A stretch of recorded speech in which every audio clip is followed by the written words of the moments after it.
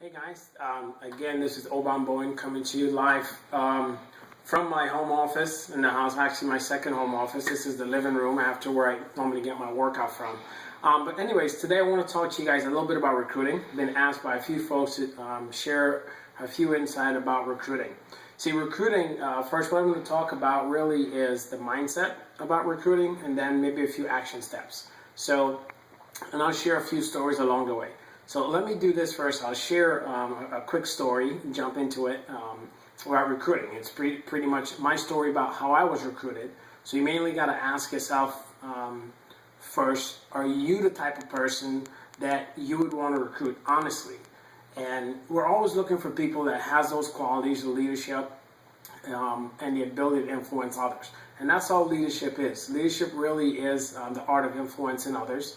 And I will say when I received a phone call from a great friend of mine, my mentor, the person who recruited me, they had a lot of the same qualities that it comes to when it's in relation to recruiting. So you have to think about it this way. Recruiting and the philosophy of it, what you want, you think about for yourself if you're looking at this and you're in the relationship marketing business. And that really is the key to recruiting. Most people say it's relationship marketing, MLM, multi-level marketing. Well, here's the big tip, guys. It's relationship marketing. The stronger your relationships, the better the ability it will be for you to really recruit someone. And then we'll take that a step further. It's not only just the stronger your relationships, but the stronger your influence with others, or the stronger the influence you have over others that will help you there. And that's all leadership is. The stronger the leader you are, the stronger your influence is with others. Let's take, for example, my sponsor. We had a relationship for over 20 years. At the time, he gave me a call, and it kind of went like this. Phone rang. I said, hey, what's going on? He says, what are you doing? Because of the relationship we had at the point, now here's a gentleman that's already made several $1 million in the industry. I know that. I worked with him before. We served in the military years ago, so we already had that relationship. He called me to ask me what I was doing. What do you think the next question was I asked him? I said, what do I need to be doing? And with that, he basically told me what he was doing and where I needed to be. And that's what happened. I went there. So I'm going to pause here for a second and just share with you. Now, each of us have our spheres of influence. Now, there's your a category that most folks talk about is that you have a 1, a 5, and a 10. Well, 10s are those people that you kind of look up to that has a higher influence in your life. They're in the hierarchy. Then there's the 5s. 5s are more kind of like your friend that you can ask a favor so that they can come and look at something that you're doing. Then there's the 1s. Those are the ones that you can actually tell what to do. Well, knowing where I was in that relationship with my friend, even though he's my good friend, we had that relationship first in his sphere of influence and what he's done in the industry. I'm kind of in between that 1 and that 5. So when he called me, asked me what I was doing, and I told him what I need to be doing. And I went there. I understood where I was and where I need to go. So the first thing in recruiting is knowing who you are, knowing where you're going, and how you're going to get there. So the first thing we're going to talk about is that leadership. Leaders are readers. Leaders are also folks who deal in helping others in fellowship. So they also have to be following someone in the beginning. So leadership is fellowship is fellowship. What do I mean by that? Most leaders will congregate and have others fellowship with them and they'll influence them. And eventually that cycle repeats itself, because if you're following a great leader and you're having fellowship, you start to follow. And then that cycle rolls over into the fellowship, into the fellowship, into leadership, and you become the exact same image or person that you're emulating. So let's talk about it with the mindset. This is all it has to do with it. Once you are in a company and you're looking to recruit others, you first have to identify the reason why it is that you're doing what you're doing. And that's the most important thing, because some folks are so frustrated because they can't recruit. Well, here's a tip. I mentioned that leaders are readers. If you're not reading every day and you're not improving yourself every day, then you're not really influencing someone else every day. Now, you have to be able to impress yourself. And when I say impress yourself, what do I mean? Do something that's impressive to you. And if you impress yourself every day, you become impressive, you'll become excited. You may want to share that excitement and what you expressed in yourself to help someone else out. So it's all about getting your attitude together. You got to have fun. Everything you do, you will have to demonstrate the fun inside of what it is that you're doing. Because nobody wants to be recruited and just be militant all their lives in a business that you're doing. You got to have fun with what you're doing. So make it about the person. And here's the most important tip for you. You have to be attractive. I don't mean attractive as in looking great. What's attractive about a person? Someone that if they fall down, you know they're going to get up. You know that that person knows exactly where they're going. They know exactly how they're getting there. And they're willing to take you with them. And 90% of the times when you or someone else make the decision to join a business with someone else, they have to know you, like you, and trust you. So here's what we'll talk about now for a second. There's two categories of people. Number one is a category of the people that you know. And number two is a category of people that you don't know. Now remember, I said in recruiting, it's all about relationships. It's relationship marketing, it's about relationship building. So category one, with the people that you know and the people that you don't know. So category one are the people you know.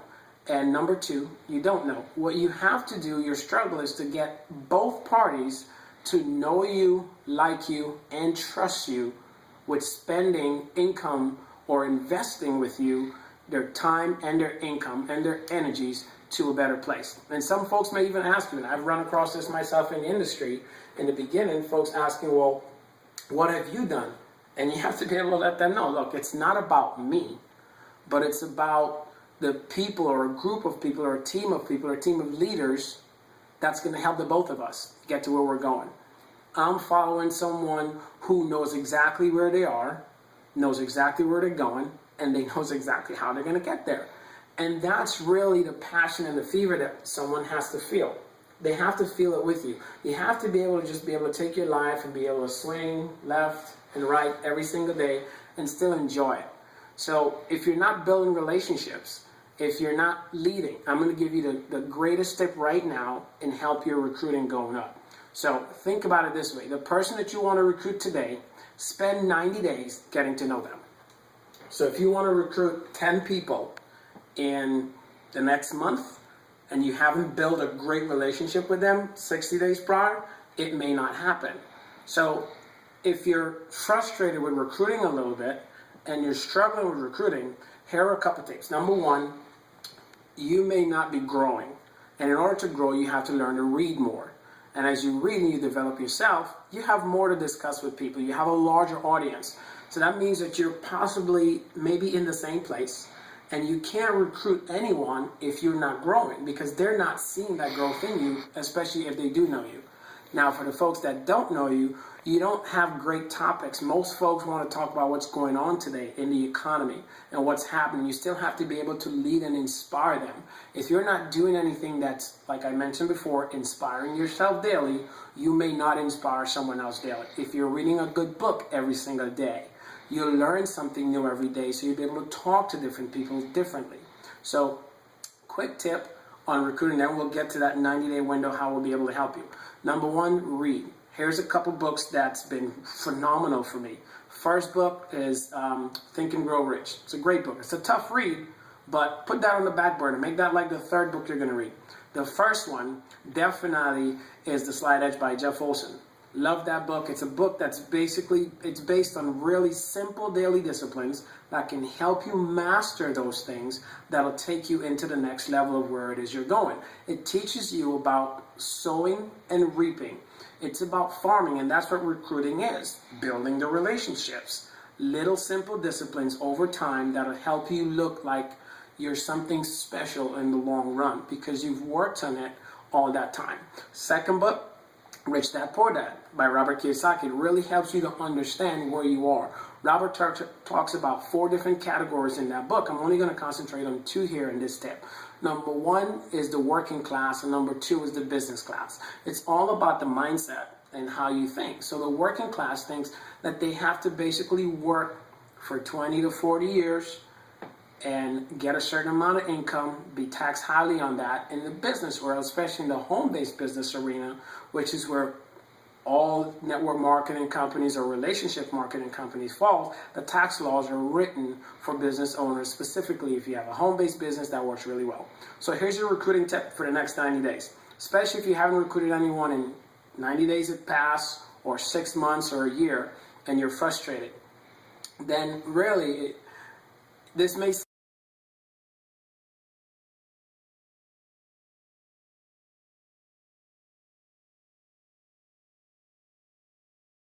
that you want to recruit. When I say connect, here's what I mean.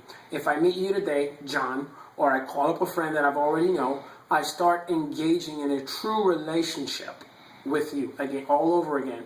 I start finding out what's going on in your family. You know, where are you going to church? What are you doing for fun? How are things with your family and life? And you build a strong, solid relationship. Take 90 days. Don't talk about business. Eventually, before the 90 days is up, that person may recruit themselves, and that'll be great for you. But if you already have the philosophy that I'm not really going to recruit you until 90 days, then you're not really focusing on trying to get that person in your business. You're focusing on building that relationship with them. Here's why. Because when they make that decision, when they sign the dotted line, when they get on your website, whatever company you're with, and they decide to partner with you, they are now trusting you. That's why you have to not only get to know them like you and you like them, but they trust you to invest their hard-earned money with you. For example, in my personal case with my mentor, when I got recruited, at the time he didn't know, but I did. From the moment he called me, I already decided I was going to do whatever it was he was going to do. It took me 3 days to make that decision. Here's why. Because flat out at the time, I was broke. I just had to decide then and figure out how I was going to get the money in the next couple of days to do it. Right? And at the end of that weekend, he called me on a Thursday, and the Sunday I made the decision. I had to figure out how I was going to get the money I didn't have to do with them. I had already known them, liked them, and trust them. So it was only a matter of finding the money to do it. So you have to build those relationships right now in the course of the next 90 days. And watch what happens. Depending on how much that person already knows you and like you, what you're building in the next 90 days is the trust. That trust, some of them, that trust will come in the next 2 weeks, 3 weeks, a month, 5 weeks, 6 weeks, 7 weeks, 2 months, so on and so forth. But if you do that and build it, guys, imagine what can happen. It's immensely proportional to directly following the system of building relationships with people. So think about it that way. That's exactly how it was. I'll give you a quick example.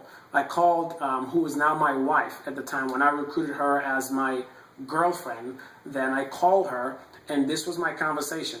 Just being real, this was my conversation to her. When I shared with her, I want her to partner with me. And she says, doing what? And I asked her, I says, do you like me? And she says, well, yeah. I said, well, do you love me? She says, of course. I said, do you trust me?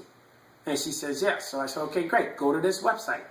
She went on the website, and she started looking through it. I said, go down to the right, punch in your information, and get started. She says, doing what? I said, do you trust me? She said, yeah. And eventually got to the money part. And for lack of a better word, she asked me, what the hell is this? And I said, babe, do you love me? And she said, I said, then just put in your information, hit submit, and you're good to go. She was mad, but she submitted and she did it.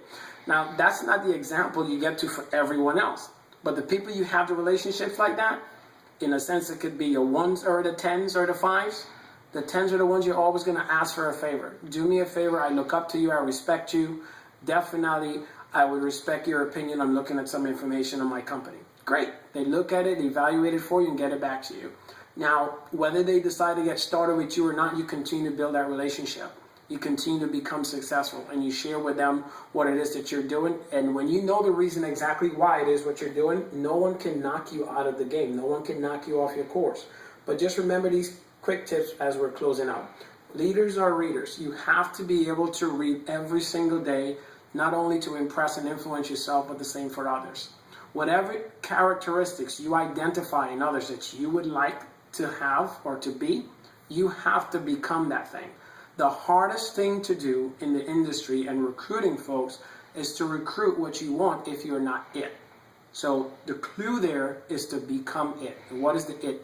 Become that attractive person. Become the leader. Become the person that does everything you're supposed to do in the business you're in, and that becomes attractive, and you find the people with those qualities. So with that, guys, just remember that in recruiting, it's about building strong relationships. The stronger the relationships, the stronger the possibility of them working with you. So take care, take charge. God bless you. Look forward to hearing from you soon. We'll do another video on just how to recruit. This was more on the philosophy, a few of the how-tos. But God bless, take care, and have a great day.